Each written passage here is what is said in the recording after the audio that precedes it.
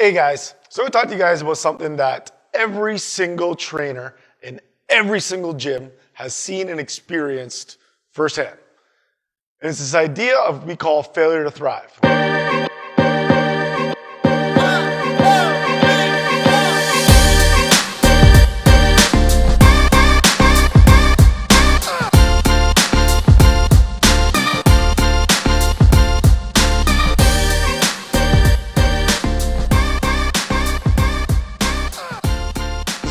You have a client that comes in at the very beginning and they see amazing gains or losses, however you want to look at it, right? They're getting stronger. Their conditioning is going through the roof. Their body composition is going down. Maybe they're losing 20 pounds in a couple of weeks, and they're seeing amazing results. But then they plateau, and then they keep plateauing.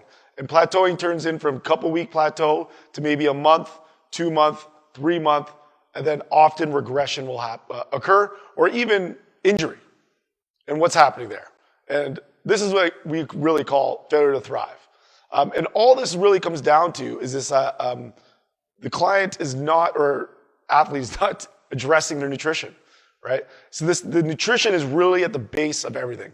And over here we got our Orchard City hierarchy of the athlete where it really puts nutrition at its base, right? And just like any pyramid can only be as big as its base. Right? So at the very bottom here, we have nutrition. Second, we have strength, conditioning, I can't spell. And then we have sport at the top, right? So it doesn't matter what sport you're playing, or even if you're looking for just general body composition goal of health and fitness, nutrition is going to be at the very base of everything that you're trying to do, right? So which brings me to, and the reason why I'm bringing this up is because we had a new client that came on yesterday, and she really brought up this idea. It's like, holy crap, Dan, this is so much protein. I'm not used to this. And when it comes down to it, the idea is we're trying to balance out your calories and your proteins, your carbs, and your fats, right? Your macronutrients. So look at it like this. We have a teeter-totter in our own body, right? On one end, we have insulin. On the other end, we've got glucagon. This is my favorite because it sounds kind of like a transformer, but both are related to one macronutrient in which we ingest. Insulin is related to carbohydrates, right? So the more carbohydrates you eat, the more insulin your body and your pancreas specifically is going to release to bring down your sugar levels, right? So all carbs will be broken down into sugars, right? So insulin, just like it says, lets energy into the cell. Right, so if you're carrying around excessive calories in your diet, that's going to bring in and help you pack on the pounds. Glucagon, so this one's carbohydrates. Glucagon is related to protein, right? So what we'd like to see is a nice balance between this. Generally speaking, what happens out there is people tend to overconsume carbohydrates. Carbohydrates are fantastic, and we are big proponents. All the meal plans we do here involve carbohydrates. But we have a philosophy here, you got to eat the right carb at the right time, right? You got to earn your carbs. And we work with our clients so that this balance stays and occurs, right?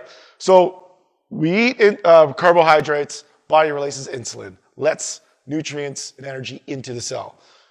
We eat protein, our body releases glucagon, and glucagon is a great hormone that will actually let energy or nutrients out of the cell, right? So they work both hand in hand to find a nice balance. So if you're not eating enough protein in relation to how many carbohydrates you're eating, you're going to see an imbalance in this teeter-totter. Thirdly, the fat is the third macronutrient, which has effect in this. And in fact, it kind of supports this teeter-totter in keeping a nice balance, because we have a lot of our hormones in which the body creates that needs fat. And where we really went wrong in the 80s and 90s was the fact that we saw this low-fat diet and low-fat products, and all that we saw was this insane exponential increase in cardiovascular disease. And all the literature that's coming out now is saying the opposite. Fat is super important, needs to be part of your diet. But again, you need to find a balance. So what tends to happen and what we see is people, they come on, they start fresh, they get their meal plans, they absolutely crush the beginning, and then they fall off. right?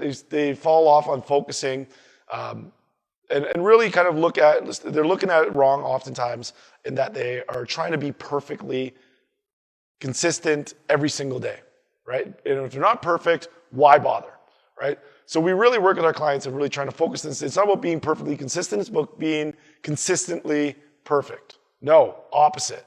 It's not about being consistently perfect, it's about being perfectly consistent, right? So just because you had a bad day or a bad meal, or even a bad weekend, you're right back to it on Monday and you're right back into the swing of things, right? Because if you're not weighing or measuring your food and you have any sort of sport or conditioning or strength focused goals, you are leaving results on the table. You are wasting your time, right? Because we are often told that exercise is like physical activity is how we're going to get our results, right? And we all know those people that work out every single day. But literature is showing that exercise is number 3 on the list of factors that lead to a healthy, balanced lifestyle and in relation to your weight as well, right? So number 1 is diet. Number 2 is sleep. And thirdly, number 3 is exercise. 4th is stress. So again, bringing it all back, diet, as your doctor will tell you, is going to be the number 1 determinant of your health and body composition, right?